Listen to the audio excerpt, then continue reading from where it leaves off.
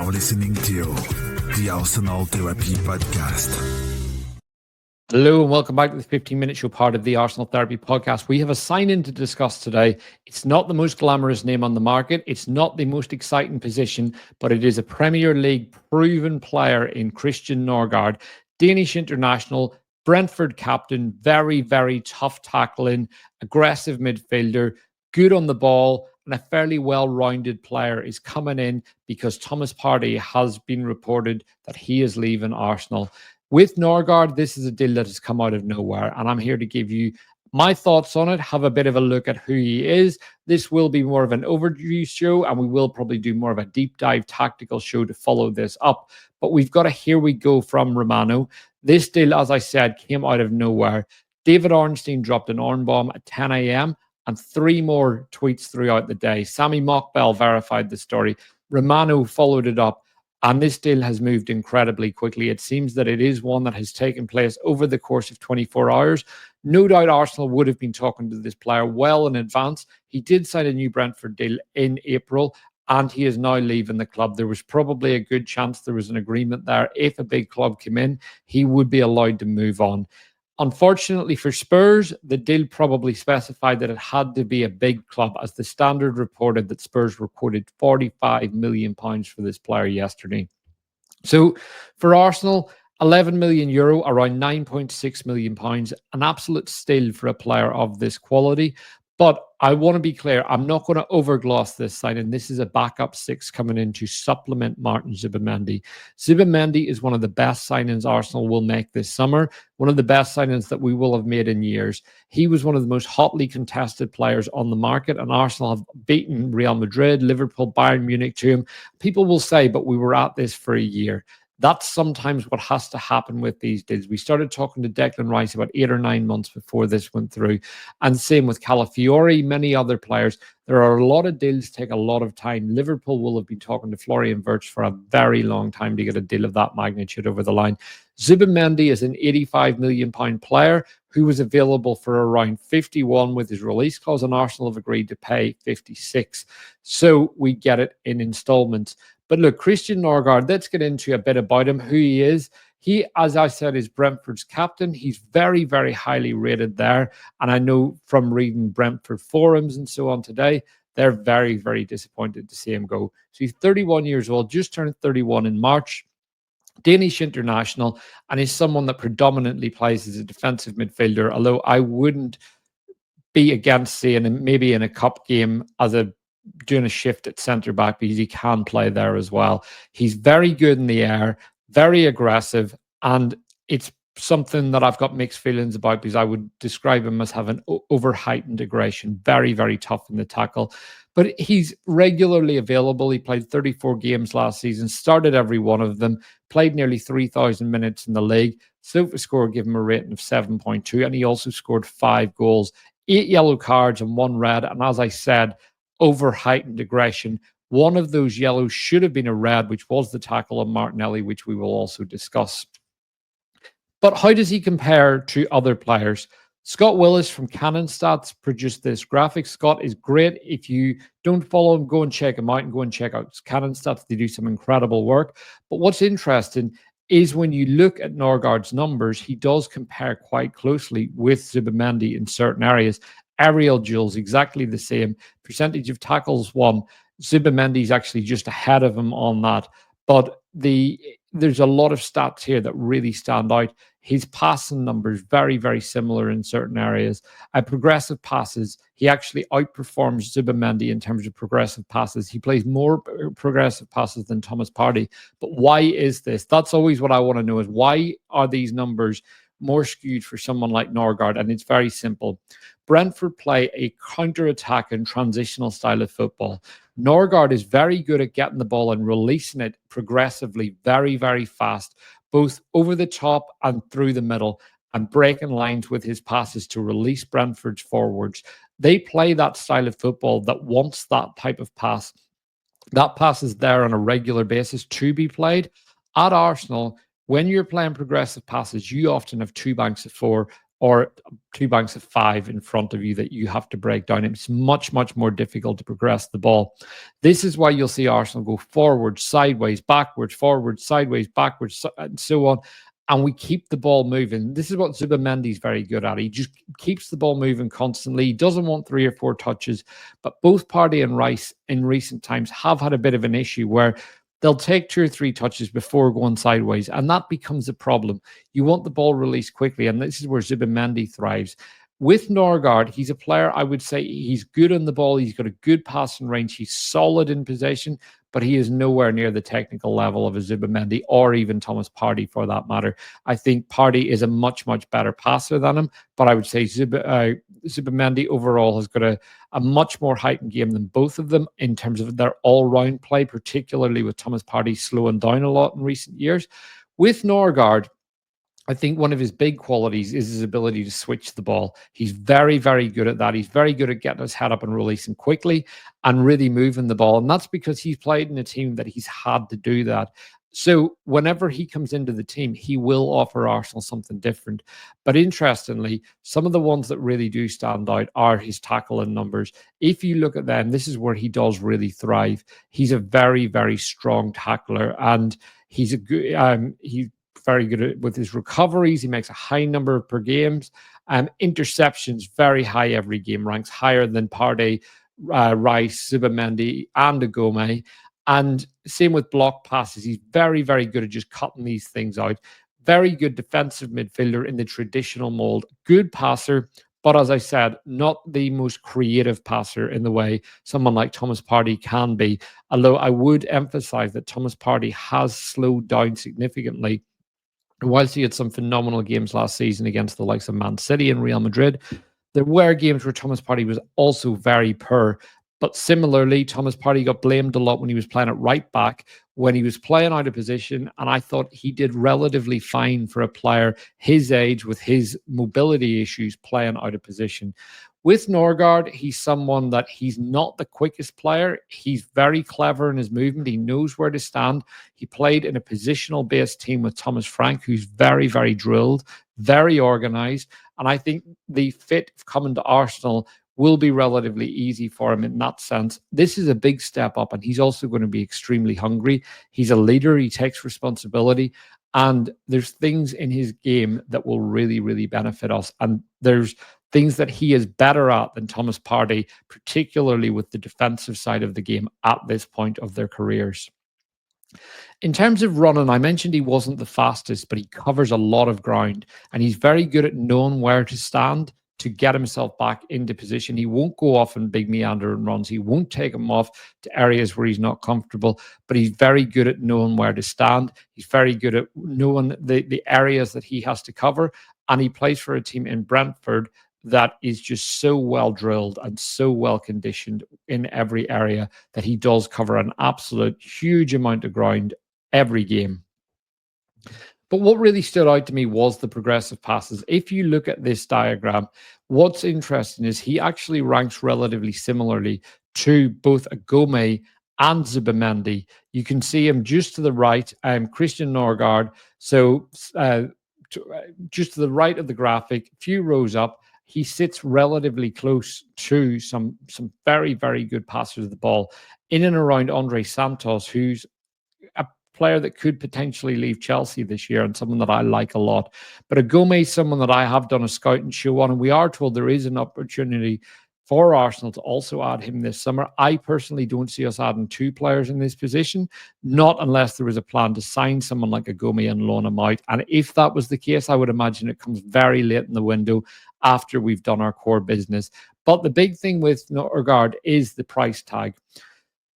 £9.6 million approximately. Wages are said to be around 60 million or 60,000 euro a week, so about a quarter of what Thomas Partey is currently earning, and less than a quarter of what he was asking in terms of his raise. And this is a guy that's coming in with Premier League pedigree, very proven in the league, and someone that can add stuff very quickly. But I mentioned aggression. This is something that I am worried about with Nrgaard. Arsenal have a poor record with red cards, and most of those red cards weren't actually red cards. They weren't for bad challenges. They were for technicalities. I mentioned the tackle on Martinelli. That was one where Nrgaard sprints back, catches up with Martinelli, but he's still a yard off. So he flies in, scissor kick challenge, and almost breaks his leg.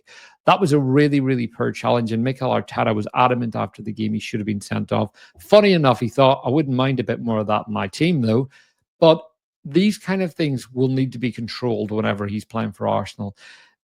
The way refs are so happy to hand red cards out to our players is something that will be a risk. If he is flying into challenges like that, we can't have that on a regular basis. But one of the great things about Arsenal, and I brought this up whenever we signed Jorginho on the main pod, Arsenal play with very close distances. We're very structured. We often don't leave our players isolated and covering huge amounts of ground. Brentford are very good at that. Obviously, every team will be hit on transition. But for us, the players that are able to get back are your Salibas, your Gabriels, Declan Rice, these really powerful runners. They cover a huge amount of ground defensively, and they should help players like Nrgaard not dive into these challenges. But when you look at him in midfield, he's very good at diving in strong, winning the ball, and winning it with clever interceptions, because as I said, he knows where to stand. And if you know where to stand, you know how to anticipate properly, you know where the ball's likely to go, and you're able to step forward and nick it. And then he is very good at progressing it after he steals that ball because of the style of football Brentford have played. But another interesting thing about him is the fact he is a bit of a late bloomer. He was at Brøndby with Thomas Frank, and he also was coached by Thomas Frank with the Danish youth teams. So they've got a long-standing relationship.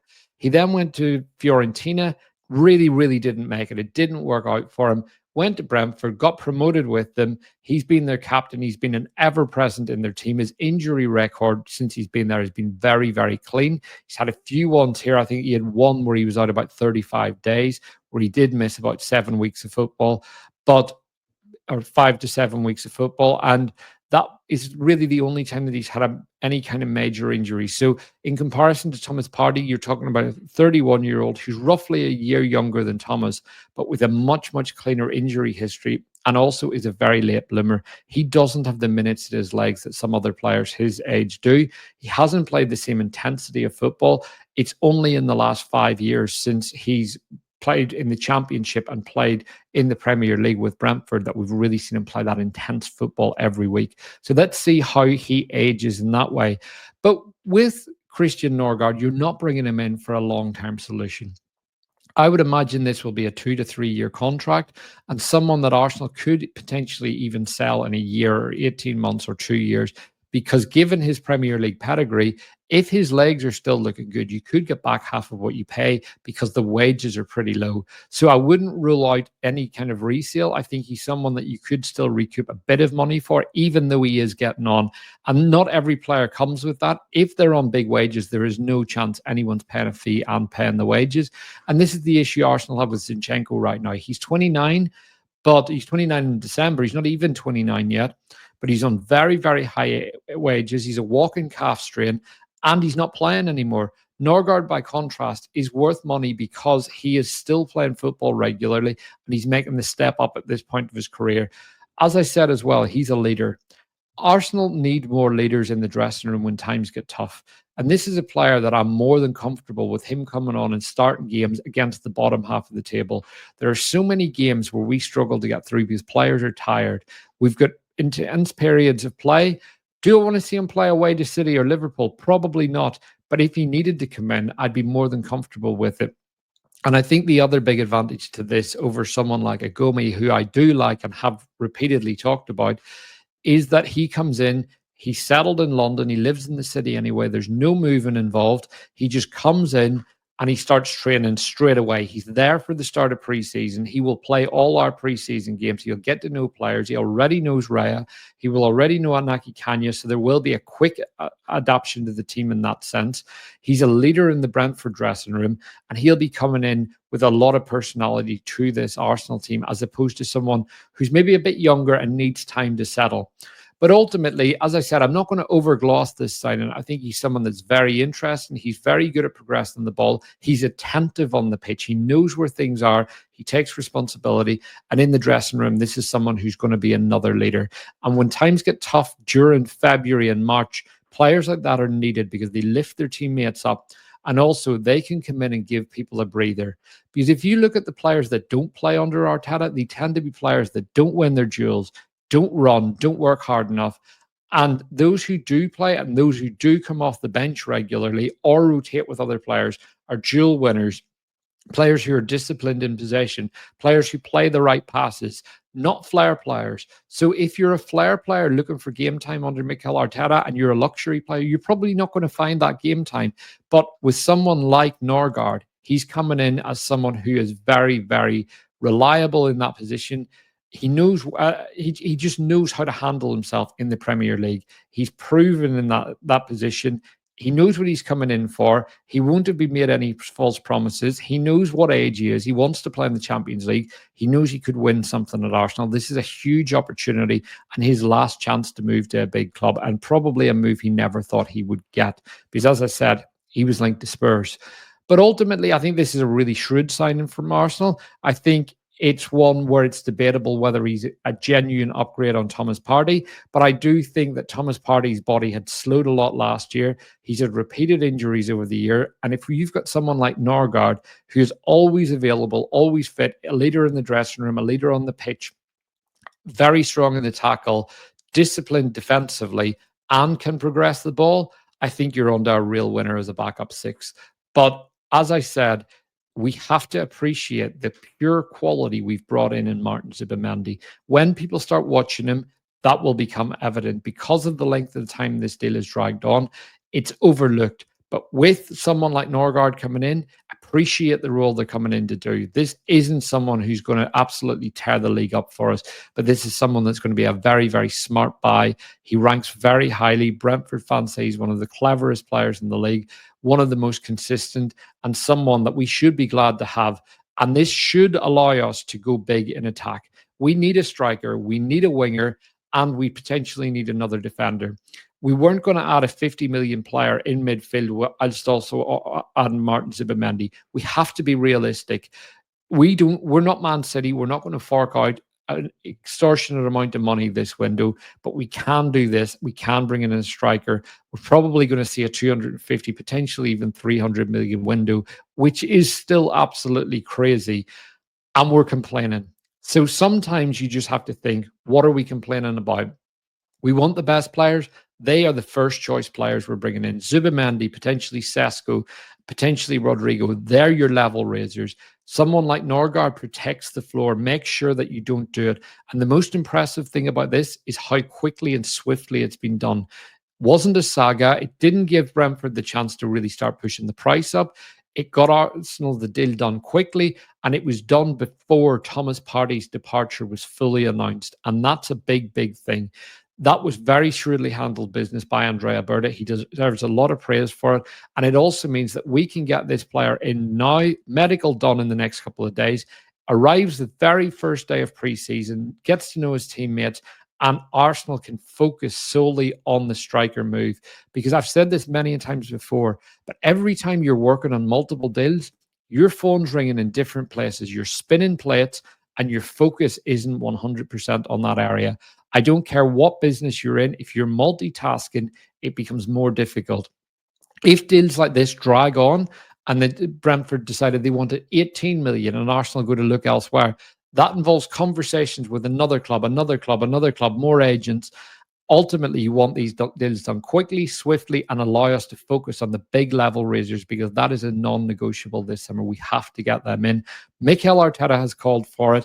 The board know what we need. The fans know what we need. And ultimately, it's about getting signings in like this now that are shrewd business that allow us to go big on those. And this should be the last time that we really hear about a shrewd signing this summer. The next ones we should hear are level raisers.